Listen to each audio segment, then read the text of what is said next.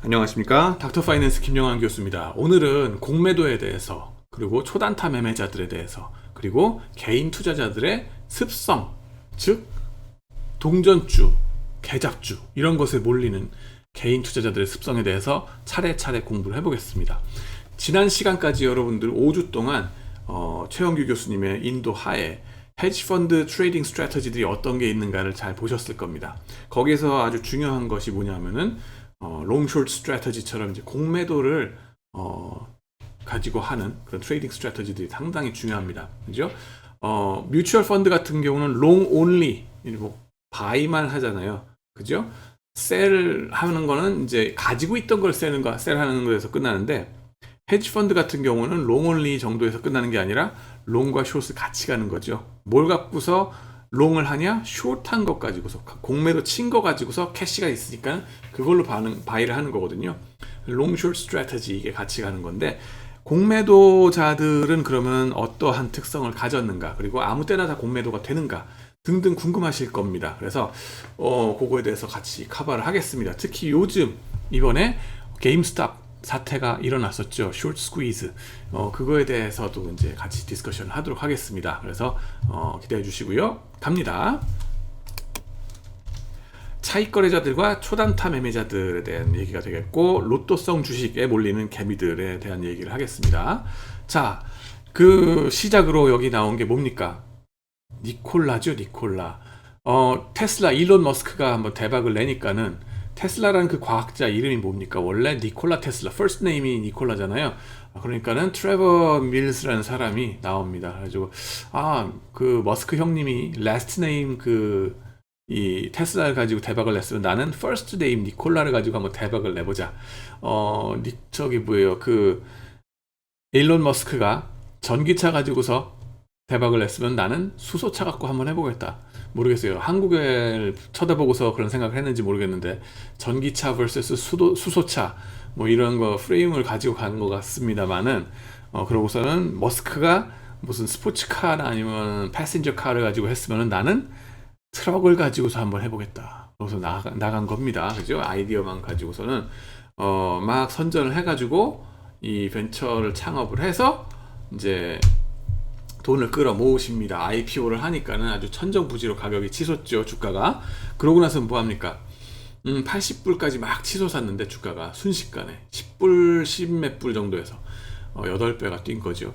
그 상황에서 중요한 리서치 리포트가 하나 나옵니다. 힌덴부르크 리서치가 있는데, 봅시다. 여기 힌덴부르크, 조금 그 이름부터 재밌습니다. 좀 이따가 그게 왜 재밌는지 같이 볼게요. 이쪽에서는 얘네가 뭐를 하냐 하면은, 주로 이 회사들을 보고서 뭔가 안 좋은 것이 있는지를 샅샅이 뒤져보고, 안 좋은 게 있으면은 다 캐내는 회사입니다. 그래서 기존의 에퀴티 리서치 리포트들, 투자은행에서 나오는 에퀴티 리서치 리포트 보시면은 80% 내지는 90%가, 그것도 미국에서입니다. 8, 90% 정도가 다 바이 레코멘데이션 합니다. 사세요, 사세요. 이 주식 좋습니다. 사세요. 안 좋다는 얘기는 거의 안 합니다. 홀드, 나쁜 얘기 해봤자 홀드고, 셀 리포트 아주 드물게 나오는데 그건 정말 여간해서는 안 씁니다. 왜 그러냐? 그 바이어스가 들어갈 수밖에 없는 게 이해관계 때문에, 이해관계 상충.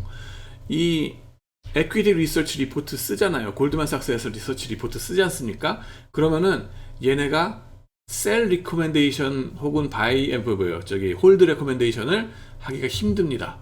왜? 셀을 쓰는 순간 그 회사가, 리포트 분석 대상되는 회사가 그 골드만이나 이런 그 투자은행이랑 관계를 끊어버립니다. 예를 들어서 도널드 트럼프의 유명한 일화가 있죠. 도널드 트럼프의 카지노 회사, 아틀랜틱 시티에 있던 타지마할이라는 카지노 회사가 있었습니다. 그 회사에 대해서 셀 리포트를 살로몬 브라더스의 어떤 애널리스트가 썼어요. 셀 하고서. 그랬더니만은 당장 도널드 트럼프가 너 고소! 그러고서 그냥 수를 걸어버립니다. 무섭죠. 그래가지고는 어떻게 됩니까? 살로몬 브라더스가 이 애널리스트를 보호해줬을까요? 아닙니다. 잘라버렸어요. 잘라버리고 그 도널드 트럼프와의 비즈니스 관계가 또 중요하니까 자기네들이, 그죠? 그런 식의 컨플릭트 오브 인트러스트, 이해관계 상충 때문에 셀 리포트를 함부로 못 씁니다. 얘네들이 써야 되는 마당에도 못 씁니다. 그런 한계가 있기 때문에 에퀴티 리서치 리포트, 종목 분석 리포트를 함부로 믿지 말라고 하는 게 저희들 이제 수업 시간에 나가는 얘기기도 하죠.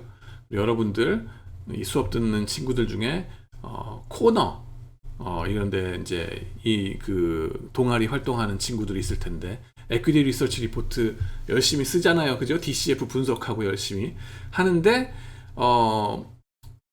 종목 분석의 대부분은 결국은 바이 리포트가 될 거잖아요. 그런 이해관계 상충 때문에 한계가 있다는 걸 늘 아시기 바라고요.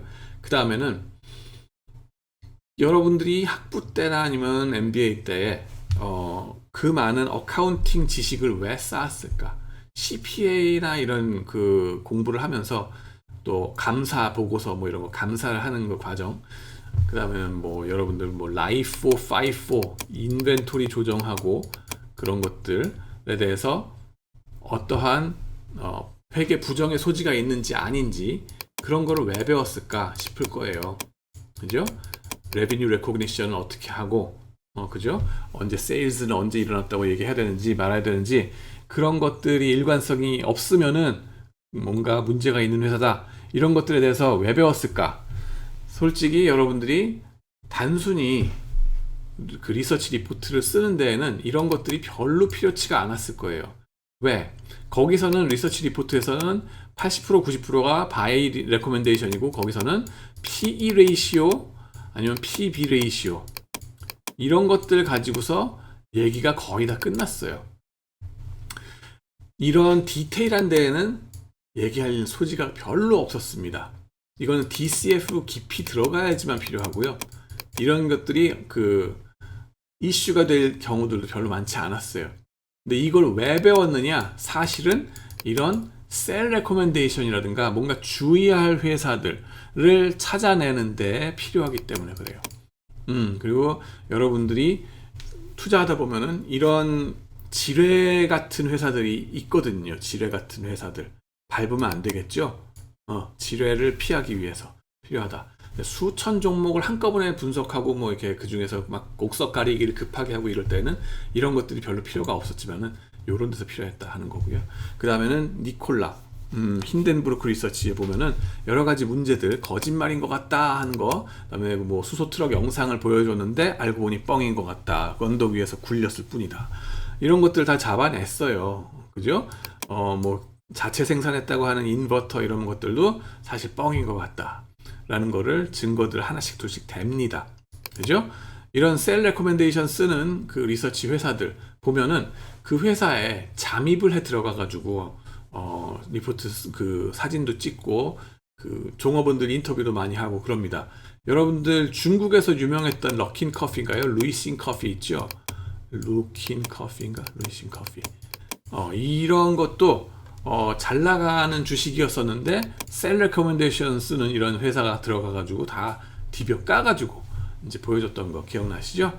그래가지고 엄청난 회계 부정이 있었다 하는 것도 다 밝혀지고요. 근데 여기에 대해서 또 뭐합니까? 트레버 밀튼이 이건 거짓과 속임수인 것 같다, 니네가 거짓말이야, 내가 거짓말이 아니고, 이러면서 공방전을 하다가, 그죠? 이제 뭐 물러났고, 그 다음에는 여기서 이제 다음 장에 내려가면은 이런 레코멘데이션 나오면은 주가 반응이 어떻게 되나요? 내려가죠, 당연히. 그래가지고 80불을 찍었던 주가가 18불로, 그죠? 급전지가 쫙 떨어져 버립니다. 4분의 1 정도로, 그죠? 5분의 1 토막. 이때에 그러면은 돈을 벌 수 있는 방법이 뭡니까? 공매도란 거죠. 높은 고점에서 이 지점쯤에서 공매도를 치신 분들은, 그죠? 요 지점에까지 기다렸으면은 그 차액만큼을 한 60불 정도를 벌 수 있었겠죠. 네, 그런 것이 이제 공매도의 전략이 되겠다 하는 거고, 힌덴부르크 리서치 같은 것이 그런 데 있어서 또 중요한 역할을 한다는 걸 좀 볼 수 있습니다. 여러분들 그래가지고 그 후에 이 니콜라의 주가가 어떤 성적을 보였느냐 궁금하실 수 있는데 지금 현재 11달러입니다. 18불까지 내려갔던 거가 기억나시죠? 더 내려갔어요. 5분의 1 토막에 반 토막이면은 10분의 1 토막이 되는 거죠. 네. 이때 사신 분들 정말 큰일 났겠죠. 안 됐습니다. 근데 힌덴부르크라는 이름은 또 어디서 왔느냐? 사실 힌덴부르크 독일의 대통령 이름입니다. 히틀러가 총통이 되고 홀로코스트를 저지르고 그렇게 되도록 수수방관을 했던 무능한 지도자죠. 그 당시에 나치 독일을 선전하기 위해서 힌덴부르크호라는 이런 그 헬륨인가 수소가스인가 이런 걸 가득 채워놓고서 선전하고 돌아다니던 비행기 이름도 또 힌덴부르크입니다. 근데 이게 보기 좋게 사고가 났죠. 인화물질이라 그래요. 헬륨인가 그게. 그래가지고는 어디에 그 부딪혀가지고 다 사상자를 내고 난리가 났었습니다.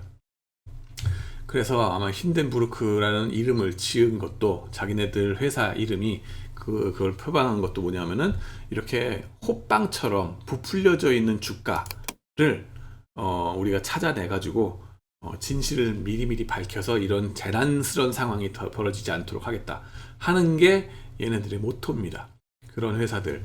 그리고 그거에 또 많이 같이 가는 공매도자들에 대해서 얘기를 하겠습니다. 공매도자들, 얘네는 또 차익거래자들의 중요한 부분입니다. 차익거래자들 arbitragers라고 그랬죠. 뭐라 그랬습니까? 주가가 펀드멘탈보다 너무 올라갔으면 공매도를 치고, 그죠?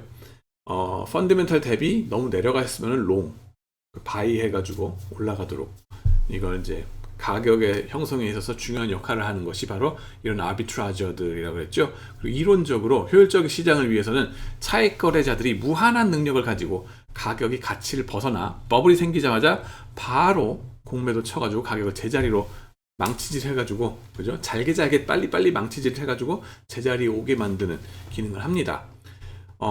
떨어져 있으면 또 바이를 해서 망치질 계속 밑에서 쳐줘가지고 올라가도록 만든다는 거죠. 차익 거래자들의 그 역할, 이게 있다는 겁니다. 근데 이 차익 거래자들의 이론과 실제를 보자 하는 건데요. 그래서 첫 번째로는 공매도의 순기능을 얘기하고서 아마도 순기능을 얘기하는 중에 첫 번째 비디오가 끝날 것 같습니다. 그 다음에는 현실의 벽에 대해서도 얘기를 할 거고요. 공매도자들이 제대로 역할을 할 수 없는. 그 다음에는 차익 거래자들의 역기능. 얘네들이 순기능만, 경제학 이론에서 말하는 순기능만 하는 게 아니라 역기능도 할 때가 많더라. 욕먹는 데는 또 이유가 있더라 하는 것도 같이 보도록 하겠습니다.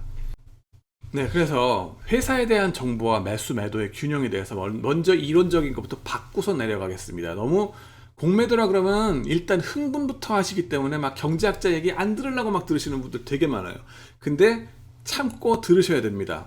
자, 이 회사가 예를 들면은 테슬라가 있다고 칩시다. 테슬라에 대해서 여러분이 최초로 좋은 뉴스를 들었어요. 다른 투자자들이 듣기 전에 여러분이 먼저 공시사항 딱 발견해서 업로드했네. 딱 0.1초 만에 발견했습니다. 어떻게 됩니까? 좋은 뉴스면은 사야죠.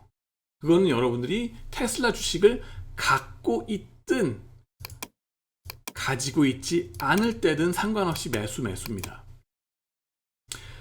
반대로 만약에 테슬라에서 나쁜 뉴스가 처음 공시가 딱 떴어요. 알고 보니 이게 뭐 배터리가 사기였다. 뭐 이러면서 그러면서 배드 뉴스가 팍 나왔어요. 그러면은 어떻게 됩니까? 남들보다 빨리 팔아야 되겠죠. 이것이 빨리 가격에 반영되기 전에 지금 빨리 팔아야지 손해를 덜 볼 거 아닙니까? 그죠? 그래서 매도 하는데 그게 시츄에이션별로 이제 퀘션이 들어가는 거예요. 의문이 들어가는 건데 테슬라 주식을 가지고 있으면은 매도를 당연히 해야 되겠죠. 문제는 테슬라 주식을 내 손에 들고 있지 않을 때 어떻게 할 건가냐 하는 겁니다. 그때 어떻게 할까요? 경제학에서는 이때에도 매도를 하는 사람이 있어야 된다는 거예요. 주식을 들고 있지 않지만은 이거를 매도를 할 수 있도록 해가지고 매수와 매도의 균형이 그 주식을 투자자들의 시츄에이션별로 봤을 때도 상황별로 봤을 때도 매수 매도의 균형이 항상 이루어져야 된다는 겁니다. 여기 보시면 매수만큼 매도도 세력이 있어야 되는 거고 여기도 매수만큼 매도의 세력이 있어야 된다는 거예요. 그래야지 팽팽하게 균형이 맞춰져서 항상 가격이라고 하는 게 펀드멘탈에 딱 맞게 모든 정보를 제대로 반영한다는 거거든요. 그러지 않으면 어떻게 될까요? 그러지 않고 여기가 텅 비어 있으면은요, 주식을 가지고 있지 않은 많은 사람들, 그 많은 투자자들이 사실 대다수일 거 아니에요. 그죠? 그런 대다수의 투자자들, 외부 투자자들, 주식을 가지고 있지 않은 그 수백만의 투자자들만 놓고 봤을 때는 매수 매도의 균형이 깨져가지고 매수밖에 없어요. 매도는 없고. 그럼 가격이 어떻게 되겠어요? 올라가게 된다는 겁니다.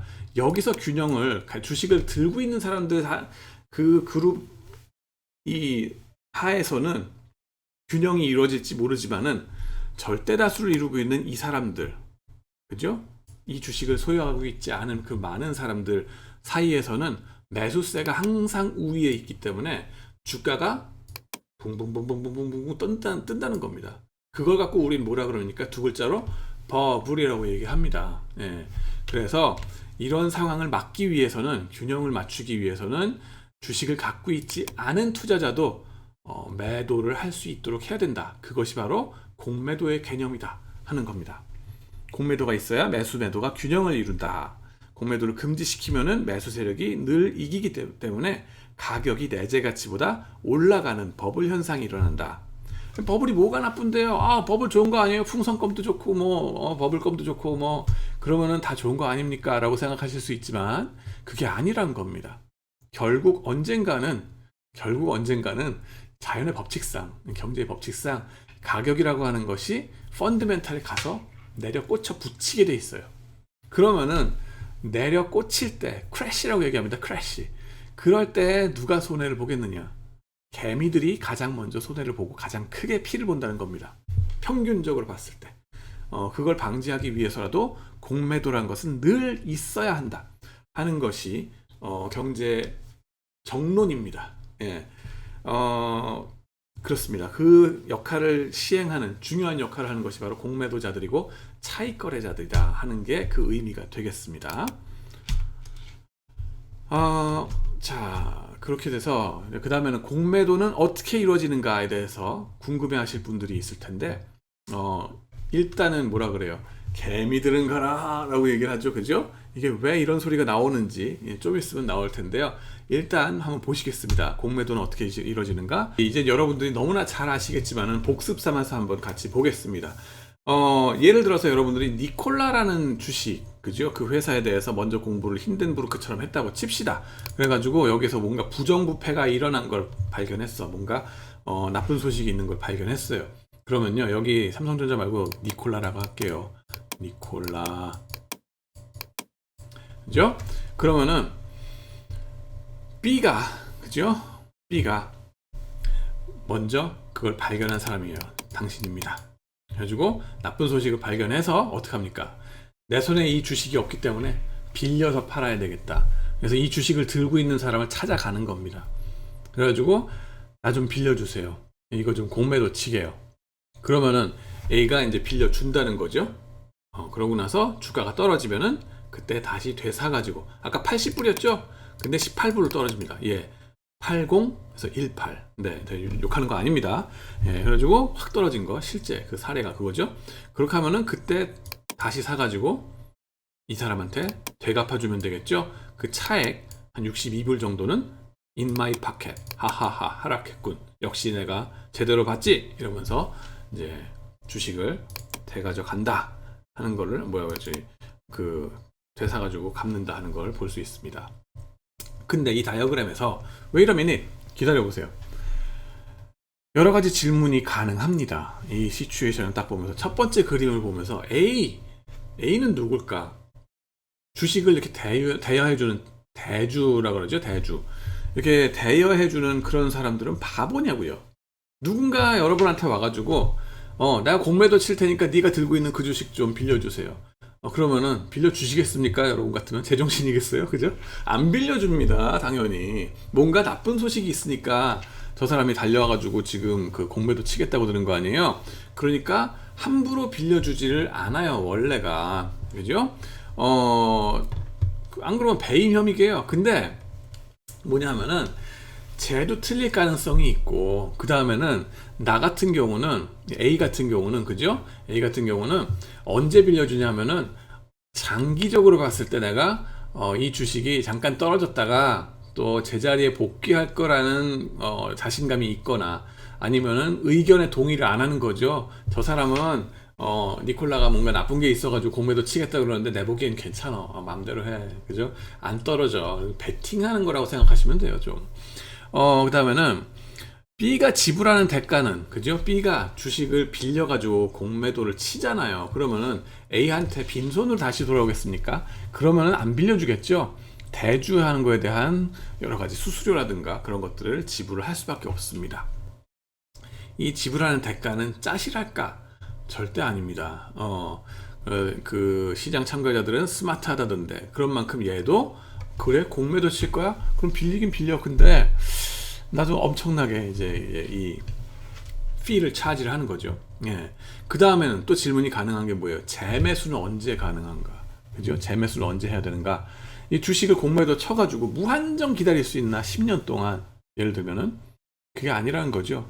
A가 내놔 그러면은 반드시 또 내놔야 됩니다. 언제 내놔야 되냐? 랜덤 타임에 그렇게 얘기를 한 거예요. 아무 때나 그럴 수가 있어요. 그 다음에는 또 이제 그 질문이 가능한 것이 아무렇게나 공매도 해도 되는가? 얘가 빌리긴 빌렸어요. 아니면은 아예 빌리지도 않고 공매도 해도 되는가? 또 그 다음에는 물론 아니죠. 빌린 거 확실하게 해야 되는데 안 빌리고서 공매도 치는 거를 네이키드 숏셀링이라고 하는 거 여러분들 다 이제 아시죠? 그죠? 그 다음에 B는 늘 저렇게 이제 공매도 치고 나서 하하하 하고서 좋아라고 웃기만 할까? 언론에서 포장하기로는 공매도자들은 무조건 다 이렇게 공매도 한 다음에 통쾌하게 웃는 것처럼 묘사를 합니다. 거의 샤덴프로이데라고 해서 남의 불행을 자기 기쁨으로 삼는 그런 사람인 것처럼 이렇게 되게 악마화 해가지고 표현을 하는데 사실 이렇게 웃기만 할까? 아니라는 거 이제 여러분들 아시죠? 그죠? 예, 그겁니다. 그 다음에 A는 아까 말했듯이 장기적으로 주식을 보유하는 연기금과 같은 기관 투자자입니다. 얘네들은 한 40년, 50년 들고 있어요. 그리고 들고 있는 주식도 그래서 니콜라 같은 이상한 주식 말고 애당초에 좀 블루칩 같은 것들, 믿을만한 것들만 들고 있어요. 그런 동전주, 계잡주 뭐 이런 것들은 안 들고 있습니다. 얘네들은. 그 다음에는 잠시 주가가 떨어졌다 올라오더라도 장사하는데 큰 지장이 없는 애들이에요. 얘네들은. 예, 그런 믿을만한 주식만 들고 있기 때문에 애당초에. 그리고 어차피 많이 오르지 않는다면은 빌려줘서 수수료 수익이라도 챙기는 게 합리적인 선택입니다. 말하자면은 지난 한 5년 동안 코스피가 박스피라 그랬잖아요. 안 올라갔었어. 내려가지도 않고 계속 개걸음 치는 이런 와중에서는요, 그 국민연금 같은 애들이 돈을 벌 방법은 대주를 해가지고 약간 떨어졌다 올라왔다 떨어졌다 올라왔다 하는 거, 그때 수수료 받아 먹는 거예요. 공매도 치는 거. 그걸 갖고 또 여론에서 욕을 했죠. 그래서 국민연금이 그나마도 돈을 또 못 벌게 막았습니다. 여론 때문에. 자, 그 다음에는 B는 A가 마음 변하면 내일이라도 당장 돌려줘야 할 수 있습니다. 예, 이거 무슨 뭐 예금에서 요구불 예금 하는 거 있죠? 갑자기 막 와서 찾으면 갖다 드려야 되는 거. 그런 입장입니다. 일수 계산을 합니다. 하루하루 단위로 이자 계산을 한다고 보시면 돼요. 그리고 대가가 만만치가 않다. 리베이트, 수수료인데 이게 때로는 빌린 주식 가격의 50%까지 치솟습니다. 얘 A가 바보가 아니기 때문에 진짜 얘도 나쁜 그 주식 자체가 떨어져야 될 주식이다. 그리고 얘가 알았으면은요, 얘도 마찬가지예요. 너만 갖고서 뭐 B 너만 갖고서 뭐 프로핏 테이킹 하려고? 노노노노노. 50% 내놔. 와우. 그죠? 담보 제공까지 해야 되고요. 난리가 납니다. 마진콜 들어가는 거죠. 자, 그래서 이제 다음 비디오에서는 이제 공매도가 어떻게 이루어지는 거에 대해서 거기에 대한 이제 제재라든가 이런 거에 대해서 좀 더 얘기를 같이 나누도록 하겠습니다. 시청해 주셔서 감사합니다.